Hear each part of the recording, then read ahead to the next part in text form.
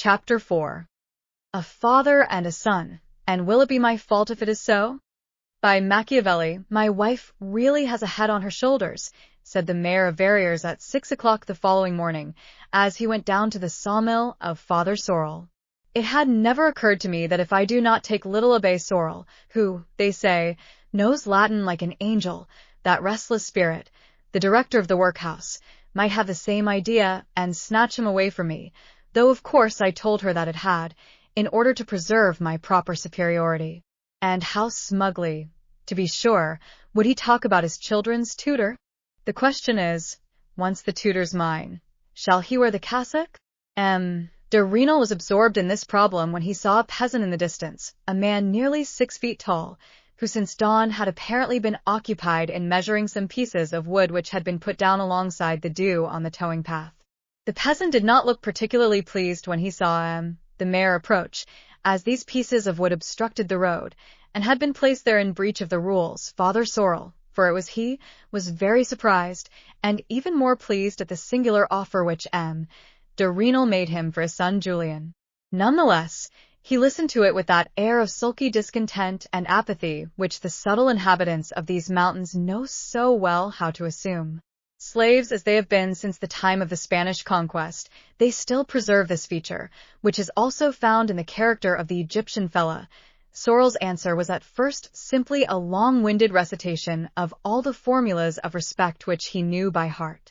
While he was repeating these empty words with an uneasy smile, which accentuated all the natural disingenuousness, if not, indeed, knavishness of his physiognomy, the active mind of the old peasant tried to discover what reason could induce so important a man to take into his house his good-for-nothing of a son. He was very dissatisfied with Julien, and it was for Julien that de Rênal offered the undreamed-of salary of 300 fcs a year with board and even clothing.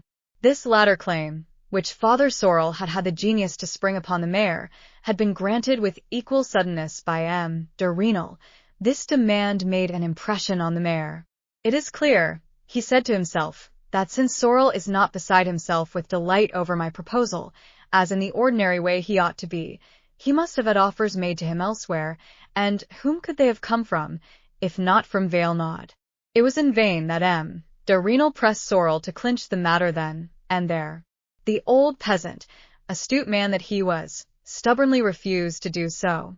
He wanted, he said, to consult his son, as if in the provinces, forsooth, a rich father consulted a penniless son for any other reason than as a mere matter of form. A water sawmill consists of a shed by the side of a stream. The roof is supported by a framework resting on 4 large timber pillars.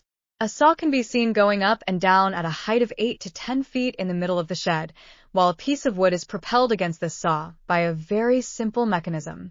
It is a wheel whose motive power is supplied by the stream, which sets in motion this double piece of mechanism, the mechanism of the saw which goes up and down, and the mechanism which gently pushes the piece of wood towards the saw, which cuts it up into planks. Approaching his workshop, Father Sorel called Julien in his stentorian voice. Nobody answered. He only saw his giant elder sons, who, armed with heavy axes, were cutting up the pine planks, which they had to carry to the saw. They were engrossed in following exactly the black mark traced on each piece of wood, from which every blow of their axes threw off enormous shavings. They did not hear their father's voice. The latter made his way towards the shed. He entered it and looked in vain for Julien in the place where he ought to have been by the side of the saw. He saw him 5 or 6 feet higher up, sitting astride one of the rafters of the roof. Instead of watching attentively the action of the machinery, Julien was reading. Nothing was more antipathetic to old Sorel. He might possibly have forgiven Julien his puny physique, ill-adapted as it was to manual labor and different as it was from that of his elder brothers, but he hated this reading mania. He could not read himself. It was in vain that he called Julien 2 or 3 times. It was the young man's concentration on his book, rather than the din made by the saw, which prevented him from hearing his father's terrible voice. At last the latter, in spite of his age, jumped nimbly on to the tree that was undergoing the action of the saw, and from there on to the crossbar that supported the roof. A violent blow made the book which Julien held go flying into the stream. A second blow on the head, equally violent, which took the form of a box on the ears, made him lose his balance. He was on the point of falling 12 or 15 feet lower down into the middle of the levers of the running machinery, which would have cut him to pieces, but his father caught him as he fell, in his left hand. "So that's it, is it, lazy bones? Always going to read your damned books, are you, when you're keeping watch on the saw? You read them in the evening if you want to. When you go to play the fool at the cuirass, that's the proper time." Although stunned by the force of the blow and bleeding profusely, Julien went back to his official post by the side of the saw. He had tears in his eyes, less by reason of the physical pain than on account of the loss of his beloved book. "Get down, you beast, when I am talking to you." The noise of the machinery prevented Julien from hearing this order.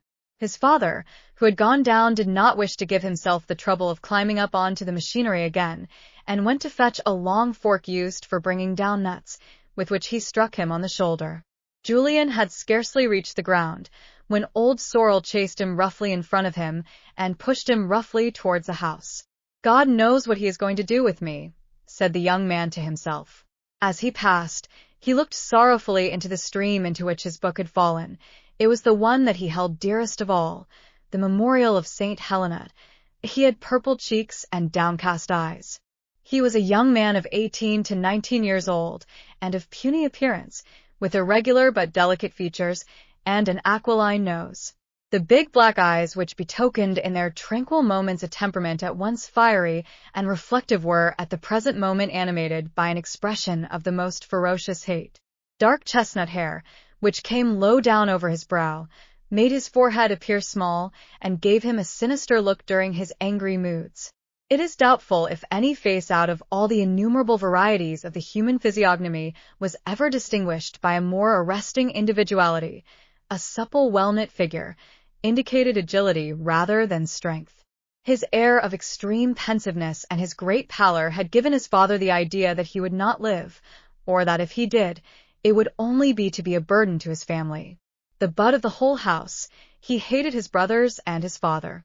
He was regularly beaten in the Sunday sports in the public square. A little less than a year ago, his pretty face had begun to win him some sympathy among the young girls. Universally despised as a weakling, Julien had adored that old surgeon major, who had one day dared to talk to the mayor on the subject of the plane trees.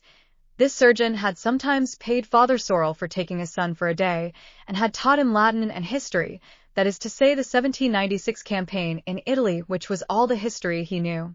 When he died, he had bequeathed his cross of the Legion of Honor, his arrears of half-pay, and 30 or 40 volumes, of which the most precious had just fallen into the public stream, which had been diverted owing to the influence of the mayor. Scarcely had he entered the house, when Julien felt his shoulder gripped by his father's powerful hand.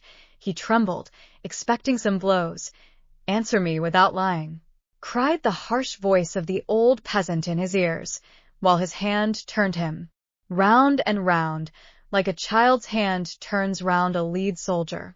The big black eyes of Julien filled with tears, and were confronted by the small gray eyes of the old carpenter, who looked as if he meant to read to the very bottom of his soul.